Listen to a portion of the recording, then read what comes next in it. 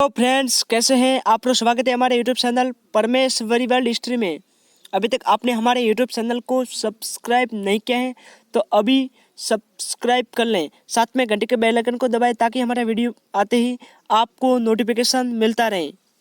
आज हम पढ़ने जा रहे हैं फ्रांस की क्रांति, जिनमें हम पढ़ते हैं राजनीतिक व्यवस्था, सामाजिक कारण, आर्थिक कारण जो क्या रहे हैं उनके बारे में हम पढ़ते हैं।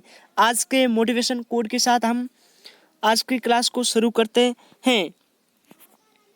जिस मेहनत से तू आज भाग रहा है वही कल तुझे सफलता दिलाएगी। झोंक दे खुद को इस आग में, यही आग तुझे हीरा बनाएगी। यानी जिस मेहनत से तू आज भाग रहा है कल वही तुझे सफलता दिलाएगी। झोंक दे खुद को इस आग में, यही आग तुझे हीरा बनाएगी। यानी सूर्य की तरफ चमकना है तो मेरे दोस्तों संघर्ष करना पड़ेगा, मेहनत करना पड़ेगा। अंत तक बने रहे हमारे साथ में। आज हम आपको फ्रांस की क्रांति के बारे में पढ़ाने जा रहे हैं। बिना समय गंवाए हम पढ़ते हैं फ्रांस की राजक्रांति। विश्व में फ्रांस की राजक्रांति को एक युगांतरकारी घटना माना जाता है। यानी एक समय की ये घटना माना जाता है। 1789 में फ्रांस की क्रांति होती है। कब होती है? 1789 में फ्रांस की क्रांति होती है। जब कभी पुरानी व्यवस्था के अनुरूप वर्तमान परिस्थिति में चलना कठिन हो जाता है, यानी जब कभी जो पुरानी व्यवस्था है, जो कहीं सदियों से चली आ रही व्यवस्था है, उन व्यवस्था के अनुरूप अभी वर्तमान में चलना कठिन होता है। मित्रों, आप समझे कि जो पुरानी व्यवस्था चली आ रही है उन व्यवस्था के अनुसार अब वर्तमान परिस्थिति चल रही है, उनमें अब चलना कठिन है। तो अब सरकार का, राजा होते तो राजा का, या जो कानून निर्माता होते उनका दायित्व बनता है, उसका कर्तव्य बनता है कि उन व्यवस्था में जनता की आकांक्षाओं के अनुरूप परिवर्तन करें ताकि जनता उससे सरलता से अपना सके, उन मार्ग पर चल सके, कानून का पालन कर सके। ये शासनकर्ता व नीति निर्माता का दायित्व बनता है। जो जनता की आकांक्षाओं के अनुरूप यदि परिवर्तन हो जाए तो क्रांति होने का स्वभाव ही नहीं है। तो यदि शासक वर्ग इस परिस्थितियों को समझने में असमर्थ है कि जो पहले की टाइम से चले आ रहे शासन को अब वर्तमान में बदलना है, फिर यदि वो शासक वर्ग इसे इस परिस्थिति को समझने में असमर्थ है या जानबूझकर व्यवस्था परिवर्तन करने से इनकार करते हैं। ज़्यादातर जो शासक है जो व्यवस्था परिवर्तन से इनकार करते हैं, उन्हें पता है फिर भी वही व्यवस्था चली कि पुराने समय से आ रही है वही रहेगी। तो वैसे ही स्थितियों का जन्म होता है जैसा फ्रांस की क्रांति की पृष्ठभूमि में दिखाई देता है। यदि पुरानी व्यवस्था चली आ रही है, उनमें कोई परिवर्तन नहीं हुआ तो जनता विद्रोह करेगी, आंदोलन करेगी, और जो फ्रांस की क्रांति में ऐसा हुआ है। तो ये फ्रांस की क्रांति में आपको पृष्ठभूमि में दिखाई देता है। क्यों कि इन्होंने इनकार कर दिया, किसने? शासन वर्ग ने। वैसे फ्रांस की जो क्रांति हुई है उनमें राजनीतिक व्यवस्था के विरुद्ध में कम थी, उसमें सामाजिक असंतोष ज़्यादा देखने को मिलता है। समाज में असंतोष बहुत ज़्यादा था। फ्रांस की सामाजिक व्यवस्था से जनता की मनोदशा को समझा जा सकता है। जो फ्रांस में जो सामाजिक व्यवस्था चली आ रही है उनको देखकर आपको भी पता चल जाएगा कि ये तो विद्रोह होना ही था, राजा इतना बेवकूफ़ था, जनता को उनके अधिकारों से इतना वंचित कर दिया, तो फिर होना ही है, स्वाभाविक ही है। जिससे उत्तेजित हो जनता उस परिवर्तन के लिए उठ खड़ी हुई कि अब हम आंदोलन करेंगे, हमारे परिवर्तन किया जाए शासन में। देखो, 1789 में फ्रांस की क्रांति होती है और 1815 ईस्वी तक जो फ्रांस का जो काल रहा है 1815, इनमें 1789 से लगाकर 1815 तक जो का जो समय है, जो काल है, वो क्रांति हिंसा, युद्ध, निरकुंचता और साम्राज्यवादी की स्थापना एवं राष्ट्रता के विकास को फ्रांस में देखा जा सकता है। इनमें देखो, इनके बीच में हिंसा भी हुआ है, साम्राज्य स्थापना भी हुई है, राष्ट्रता विकास भी हुए। ये इनमें ही सब इन्हीं बीच में होता है फ्रांस में, जो हमें देखने को मिलता है। ये क्रांति मध्यम वर्ग के उच्च संघर्ष को दर्शाती है। जो क्रांति है वो मध्यम वर्ग ने इनमें संघर्ष किया था। जो इनका जो मुद्दा है वो मध्यम वर्ग ने पूरा उठाया था। उच्च वर्ग से अधिकारों की लड़ाई लड़ रहे थे। जो मध्यम वर्ग है वो उच्च वर्ग से अधिकारों की लड़ाई लड़ रहे थे, समानता हो जाए इसलिए वो लड़ाई लड़ रहे थे। इसे जानने के लिए क्रांति की पूर्व परिस्थितियों को अध्ययन करना आवश्यक है। जो मध्यम वर्ग है वो उच्च वर्ग से जो अपने अधिकारों की मांग कर रहे हैं, अपने अधिकारों की लड़ाई लड़ रहे हैं, तो यदि वो जानना है तो फ्रांस की जो पूर्व की जो परिस्थितियां हैं उनका अध्ययन करना आवश्यक है। क्या हम उनकी पूर्व की परिस्थितियों का अध्ययन करेंगे? हाँ जी करेंगे। आपको पूरा मैं आज याद करा के ही रहूँगा। आपके सामने है पूर्व की परिस्थितियाँ क्या थी वो देखिए। राजा किस तरह से था, उनकी राजनीतिक व्यवस्था क्या थी। तो अब हम पढ़ते हैं राजनीतिक व्यवस्था। क्या पढ़ते हैं? दोषपूर्ण राजनीतिक व्यवस्था कैसी थी? दोषपूर्ण थी, कहीं दोषों से भरी हुई थी राज व्यवस्था। तो राजनीतिक व्यवस्था है वो दोषपूर्ण थी। पहला पॉइंट, केंद्रीकृत शासन व अधिनायकवादी सत्ता। जो शासन था वो किस तरह के था? केंद्रीकृत था, एक के पास में था। और अधिनायकवादी सत्ता है वो राजा लोही का शब्द है, उनसे आपको पता चल जाएगा। उस समय फ्रांस में वंश अनुगत निरकुंच राजतंत्र था। यानी उस समय जो फ्रांस था उनमें वंश अनुगत है नहीं। जो राजा है उनका पुत्र राजा की मृत्यु के बाद शासन पर राजतंत्र राजगद्दी पर बैठेगा। इसे वंश अनुगत कहते हैं। जो निरकुंच शासक का प्रतीक है, ये राजा को देवतुल्य माना जाता था। जो देवता के समान राजा है वो देव है। राजा जिसे शाही कैद कर सकता था क्योंकि वो देव है। राजा को पता चल जाता है कि ये इसने दोष किया, ये उनकी सजा होगी। इस तरह राजा को देवतुल्य माना जाता था और बिना कारण सजा देने का अधिकार रखता था। कौन? राजा। अब देखो कि जो राजा लोही है, जो सवदवे, जो हम ये पढ़ चुके हैं, जो लोही सवदवे ने निरकुंचता और बढ़ोतरी कर दी। और उन्होंने कहा और बढ़ोतरी कर दी। कैसे? कि तत्कालिक शासक लोही सवदवे का कहना क्या था? मैं ही राज्य हूँ, अब मेरे से ऊपर नहीं है, मैं ही राज्य हूँ, जो पूरी राज्य की सीमा है वो मैं ही हूँ। ये अधिनायकवादी विचार की पराकाष्ठता है। वो अधिनायकवादी विचार की पराकाष्ठता है ये कि मैं ही राज्य हूँ, मेरे से ऊपर अब कोई नहीं। ये एक स्वेच्छाचारिता है, मनमानी है। अब लोगों को उन पर विश्वास कैसा रहेगा?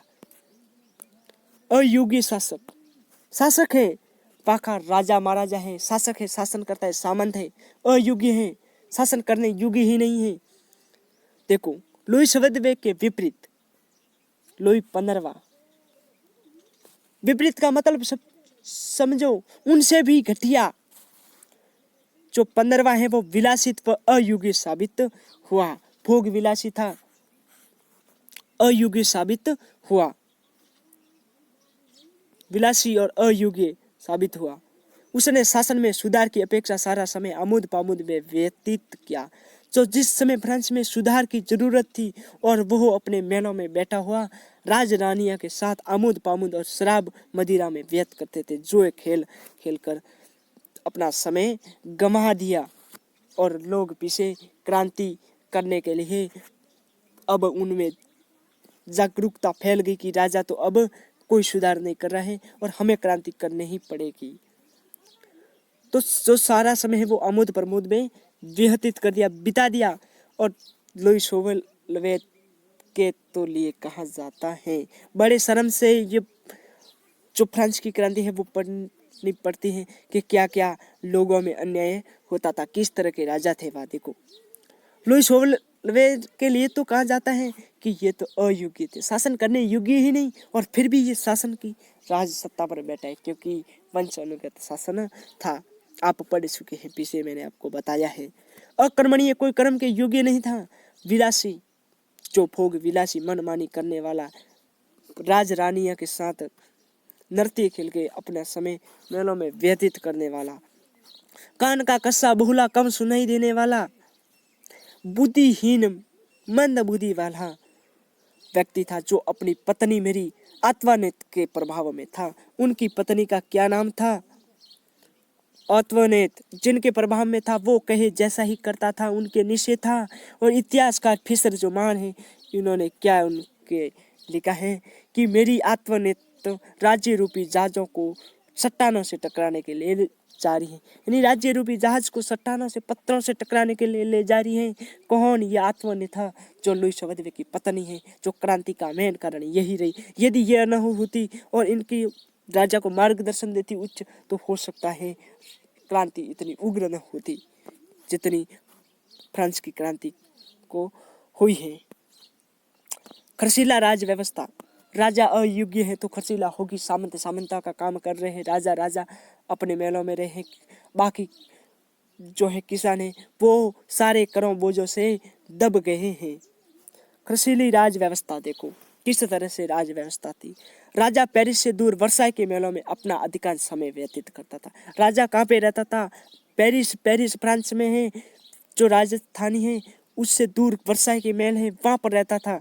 जो अधिकांश समय है वो वर्साई के मेल में बिताता था, वर्साई के मेलों में व्यतीत करता था, बिताता था। जहाँ हजारों की संख्या में हजारों लोग उनके पास में, हजारों की संख्या में लोग हैं, वो उनके नौकर चाकर हैं। कोई उनको मदिरा, कोई चोए खिलाने में मजा ले रहा है और उसके शान शौकत से वो जीवन जी रहा है। वह भोग विलासी संबंधी जरूरतों को पूरा करने हेतु उपस्थित रहते थे। जो हजारों की संख्या में जो नौकर चाकर हैं, उनकी शान शौकत व ढोल नगारे संबंधित जो कोई भोग विलासी संबंधित जो जरूरत है उनका पूरा करने हेतु उपस्थित रहते थे। इन पर खर्चा होने वाली राशि लाखों डॉलर हुआ करती थी, और ये लाखों डॉलर वाली जो खर्चा है वो यदि किसी गरीबों में बांट दिया जाए, यहाँ जनता से कर कम लिया जाए, तो ये क्रांति नहीं होती थी। परंतु ये राजनीति में जो शासक थे वह अयोग्य थे, इसी कारण ये सब क्रांति का मूल कारण हुआ था।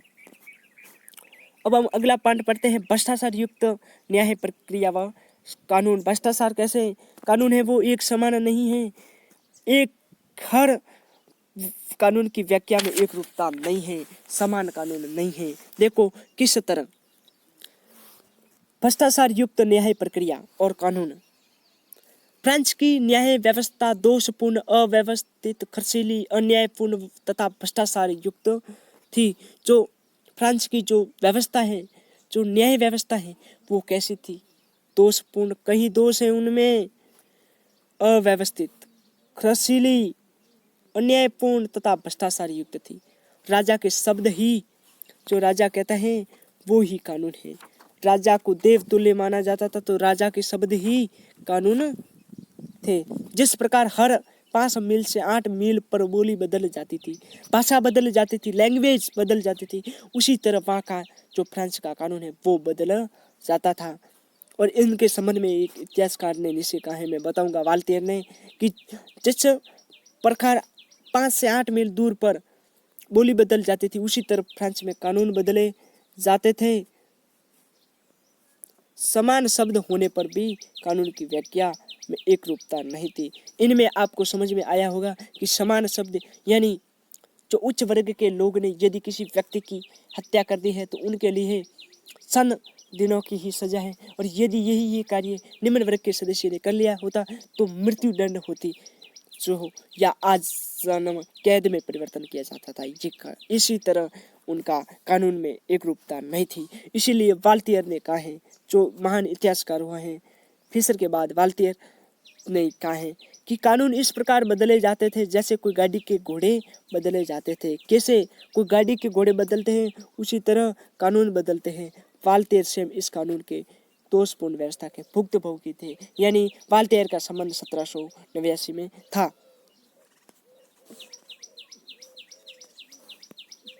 अब है राजा को कर लगाने व वसूलने का अधिकार था। राजा है वो तो कर लगाएगा और वसूलने का अधिकार राजा ही रखता था।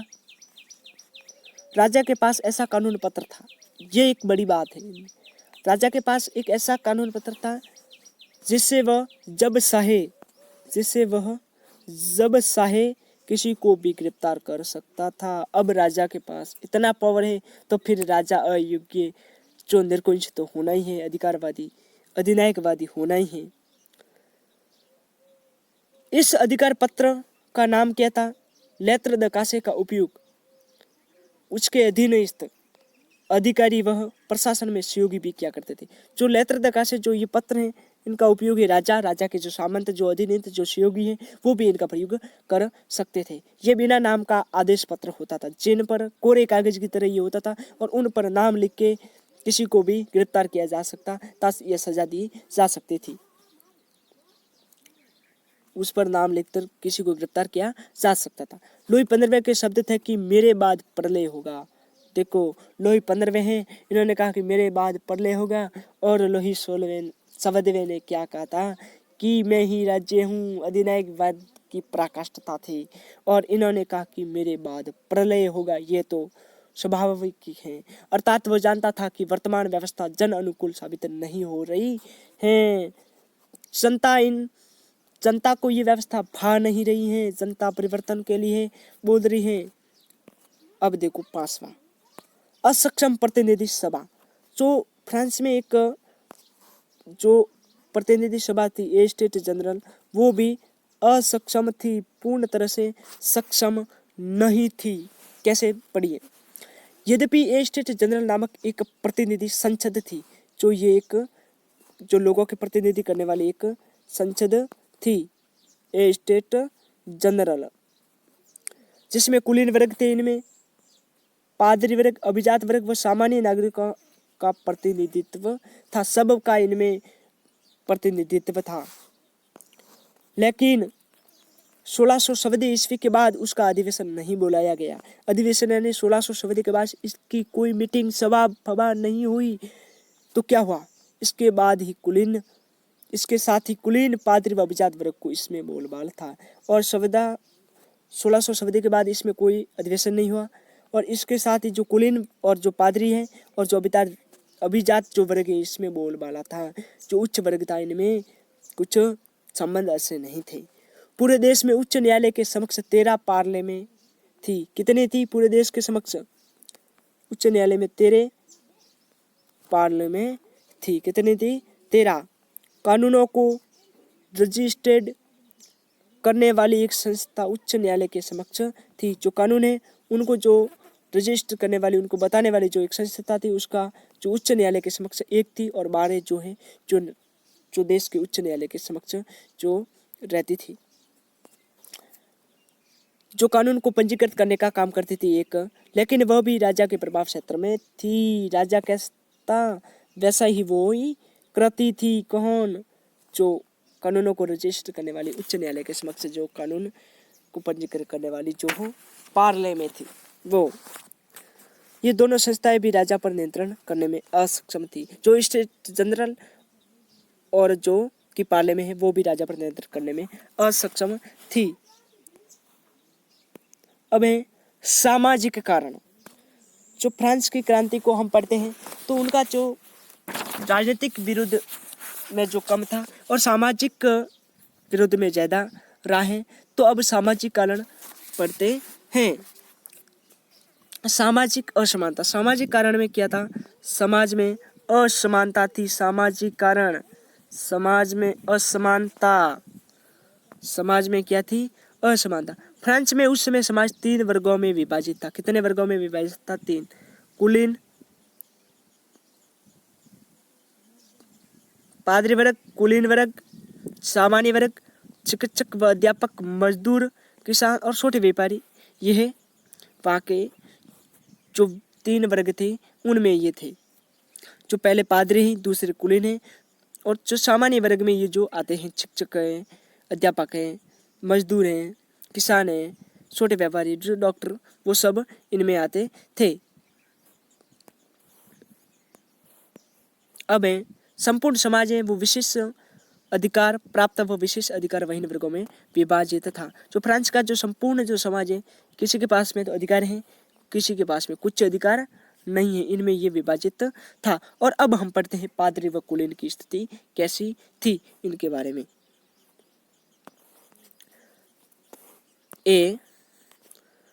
पादरी व कुलीन वर्ग कई विशेष अधिकार एवं रियासतों से संबंधित थे। जो पादरी और जो कुलीन वर्ग हैं वो विशेष रियासतों से युक्त थे। उन पर किसी भी तरह का कोई आर्थिक दायित्व नहीं था, उन्हें किसी भी तरह का कोई कर देना नहीं पड़ता था।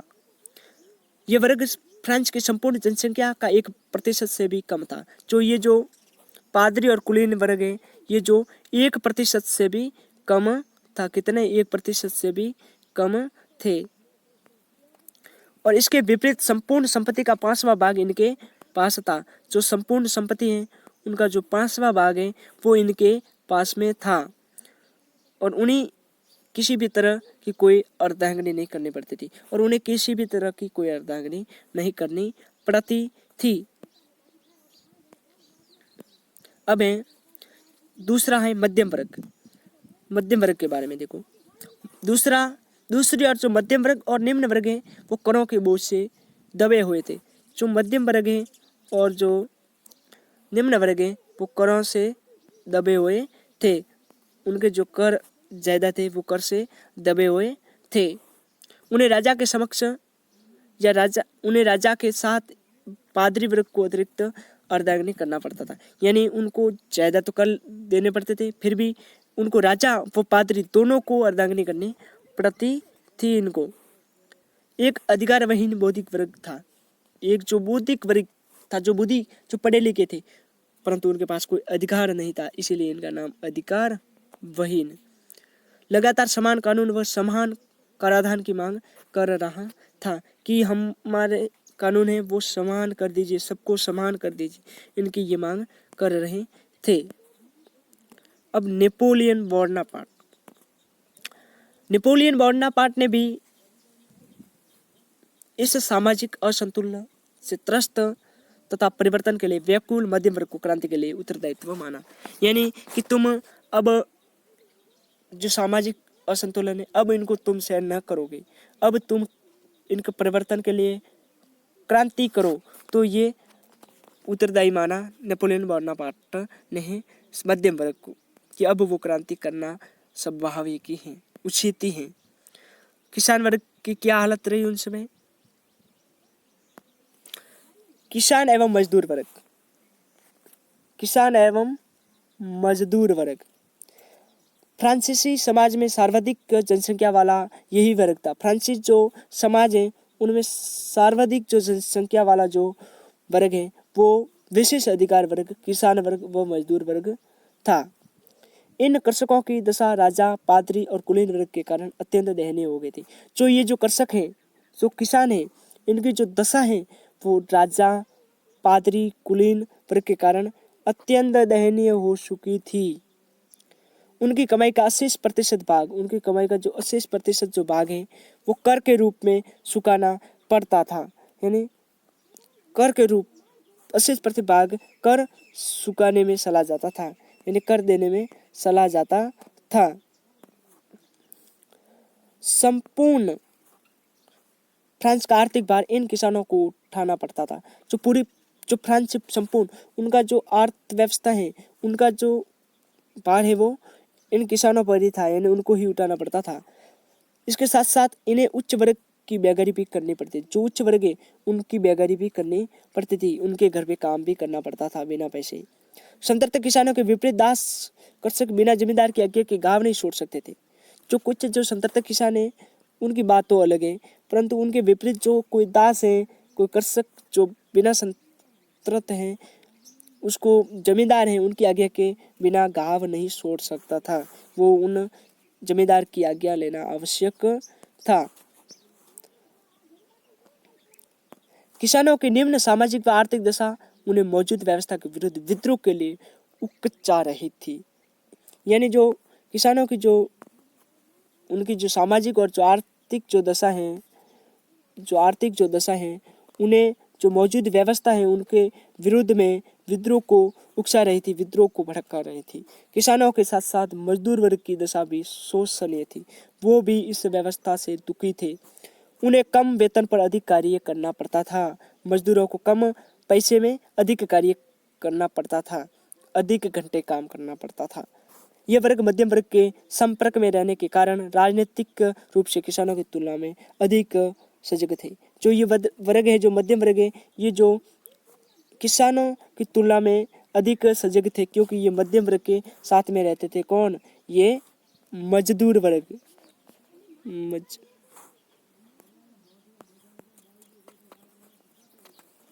कौन? मजदूर।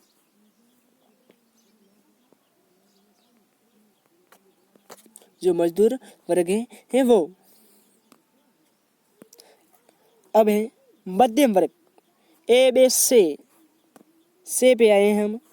तो इनमें देखो, इस वर्ग में छोटे व्यापारी थे। मध्यम वर्ग में व्यापारी वो बुद्धि हैं, वो जो शासन में अधिक सजगता है। राजनीतिक में शिक्षक, वकील, चिकित्सक, कलाकार व सरकारी कर्मचारी आते थे इनमें मध्यम वर्ग में। फ्रांसीसी क्रांति में सर्वाधिक योगदान इसी वर्ग का रहा है। यह वर्ग समाज में उच्च पद व प्रतिष्ठा प्राप्त करने की आशा करता था और वह शिक्षित था भी।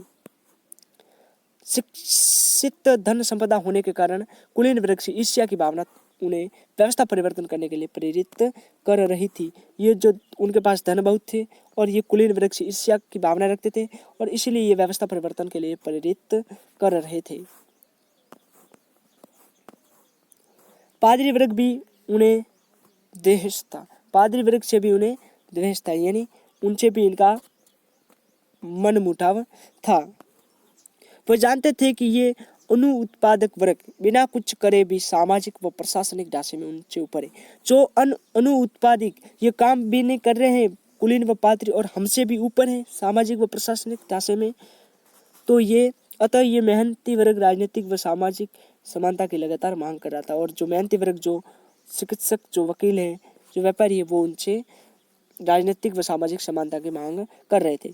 ये मध्यम वर्ग कुलीन वर्ग से बराबरी की मांग कर रहा था। मध्यम वर्ग है वो कुलीन वर्ग से बराबरी की मांग कर रहा था, करते हुए उनके विशेष अधिकार की समाप्ति का इच्छुक भी थे कि इनकी जो विशेष अधिकारी हैं इनको भी समाप्त हो और सबको समान रूप से शासन में भाग मिले या शासन उनको सम्मान दिया जाए। अब है सर्स में व्याप्त भ्रष्टाचार। जो सर्स हैं उनमें व्याप्त भ्रष्टाचार है। सर्स में घोर भ्रष्टाचार था। ये जनसाधारण पर मजबी कर लगाते थे, धर्म रूपी कर लगाते थे। सर्स के पास अपार धन संपदा थी, बहुत धन था। सर्स अपने अधिकारों को कठोरता से लागू करता था कि इतना रुपये हमें देना ही होगा, तो ये उनका कठोरता से लागू करता था किसी भी अधिकार को। पादरी वर्ग शान शौकत का विलासी जीवन व्यतीत करते थे। पादरी वर्ग वो भी शान शौकत से रहते थे, विलासी जीवन जीते थे। जनसाधारण से प्राप्त धन का उपयोग अनैतिक जीवन जीने में किया जा रहा था। जो जनसाधारण है उनसे जो धन उपयोग जो प्राप्त हैं वो अनैतिक जीवन जीने में किया जा रहा था। इसके विपरीत ग्रामीण क्षेत्रों के छोटे सर्स के जो पादरी हैं वो साधारण जीवन व्यतीत करते थे। इनके विपरीत जो ग्रामीण जो छोटे शहर के जो पादरी हैं वो साधारण जीवन व्यतीत कर रहे थे और साधारण जीवन व्यतीत करने को मजबूर हो रहे थे और वे स्वयं इस व्यवस्था से निराश थे। पादरी वर्ग भी इन व्यवस्था से निराश थे। कौन से पादरी? जो साधारण जीवन जीने वाले, जो छोटे सर्स के पादरी हैं वो। आपको समझ में आ रहा है? मैं सामाजिक कारण पढ़ रहा हूँ। जो सामाजिक कारण क्या था कि जो लोग हैं उनके 1857 की क्रांति हुई फ्रांस में, जो 1789 की, उनमें जो इनका जो क्या योगदान रहा, सामाजिक कारण क्या थे, इनके बारे में पढ़ते हैं। अब है वंशानुगत व उच्च अधिकार प्राप्त प्रशासनिक वर्ग।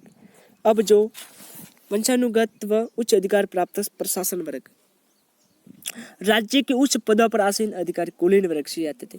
जो राज्य पर यदि कोई अधिकारी बैठाना है तो वह कुलीन वर्ग से आता था। ये समस्त नागरिक व सैनिक प्रशासन के उच्च पदों पर आसीन हो समाज में प्रतिष्ठा व सम्मान प्राप्त करते थे। जो ये नागरिक है वो सैनिक व प्रशासनिक के जो उच्च पदों पर बैठकर जो प्रतिष्ठित व सम्मान प्राप्त करते थे, यह वर्ग भी करों से मुक्त था। जो ये कुलीन वर्ग था ये कर से मुक्त था। इन अधिकारों पर करों का संग्रह, कानून व्यवस्था एवं देश की सुरक्षा का भार था। इन अधिकारियों पर, जो ये अधिकारी थे, इन पर क्या था? कर का संग्रह करना, इकट्ठा करना, कानून व्यवस्था एवं देश की सुरक्षा का भार था। साथ ही ये अपने सत्रों में न्याय देने का अधिकार भी करते थे। सत्र में न्याय देते भी थे ये अधिकार कुलीन। इनके द्वारा अब देखो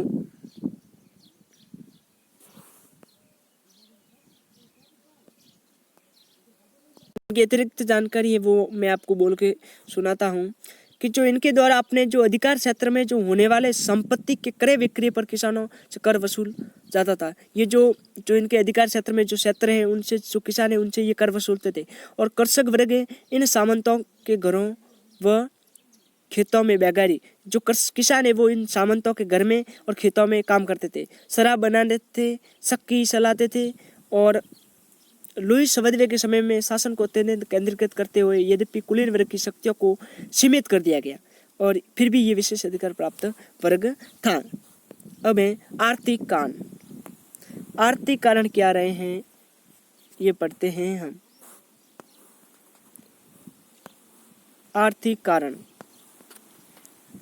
देश की अर्थव्यवस्था। देश की अर्थव्यवस्था अत्यंत ही दयनीय व शोषणीय दौर से गुजर रही। जो देश की अर्थव्यवस्था है वो अत्यंत शोषणीय व दयनीय दौर से गुजर रही थी। बहुत ही देश की अर्थव्यवस्था हालत है वो खराब थी। हर मील पर लगने वाले सूंगी एवं बदलते कानूनों ने मुक्त व्यापार पर रोक लगा दी। जो सूंगी लग रही थी और जो बदलते कानूनों से जो मुक्त व्यापार है उन पर रोक लगा रखी थी। कृषकों से कर वसूलने का तरीका भी दोषपूर्ण था। ठेकेदारों के माध्यम से करों की उगाही होती थी। जो ठेकेदार होते थे वो कर की उगाही करते थे और करों की दरें भी अलग अलग रियासतों में अलग अलग होती थी। जो अलग अलग रियासतों में अलग अलग थी। कर वसूल की प्रणाली है वो अत्यंत दोषपूर्ण, अमानवीय, दुखदायी व भ्रष्टाचार युक्त थी। जो कर वसूलना है वो भी दोषपूर्ण व अमानवीय, दुखदायी और ये प्रणाली है वो भी अत्यंत दोषपूर्ण थी। किसानों द्वारा उगाई जाने वाली फसल का 80% भाग तो सर्ष, सामंत व राजा द्वारा लिया जाता। जो किसानों द्वारा जो फसल उगाई जाती थी इनका कितना प्रतिशत भाग सर्ष, राजा द्वारा लिया जाता था? तो ये 80%। सर्ष टाहित नामक कर वसूलता था। सर्ष कौन सा कर वसूलता था? टाहित नामक कर वसूलता था, जो कुल फसल का 10वां हिस्सा था। जो पूरी फसल है उनका 10वां हिस्सा था। जो टाहित नामक कर है वो कुल फसल का 10वां हिस्सा था। देखो, अमेरिकी संघर्ष में भाग लेने इस शोषणीय आर्थिक दशा के लिए प्रत्यक्ष रूप से उत्तरदायी माना जाता है। जो अमेरिका में और इंग्लैंड में जो संघर्ष हुआ था इनमें जो फ्रांस ने भाग लिया था, जो फ्रांस की जो अर्थव्यवस्था जो शोषणीय दयनीय होने का यही प्रत्यक्ष उत्तरदायित्व था कि उनका भाग न लेना था, जो प्रत्यक्ष रूप से उत्तरदायित्व है। यदि इन्होंने अमेरिकी स्वतंत्रता संग्राम में यदि भाग न लिया होता तो फ्रांस की स्थिति इतनी शोषणीय नहीं होती। अपनी प्रतिष्ठा बढ़ाने में फ्रांस ने करोड़ों डॉलर का घाटा उठाते हुए राष्ट्रीय आय को ब्याज चुकाने में खर्चा कर दिया। यानी जो अपनी जो प्रतिष्ठा बढ़ाने में, जो अपनी जो प्रतिष्ठा है वो बढ़ाने में फ्रांस ने करोड़ों डॉलर का घाटा उठाते हुए जो कहीं रुपए खर्च किए और राष्ट्रीय आय को ब्याज चुकाने में खर्च कर दिया। ऑस्ट्रिया के उत्तराधिकारी युद्ध में भाग लेना भी राष्ट्रीय आय के लिए घातक सिद्ध हुआ।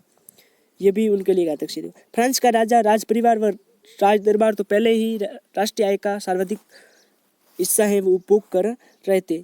जो फ्रांस का राजा है, राज परिवार है, दरबार है, जो राष्ट्रीय आय का जो अधिकांश हिस्सा है वो उपभोग करते थे।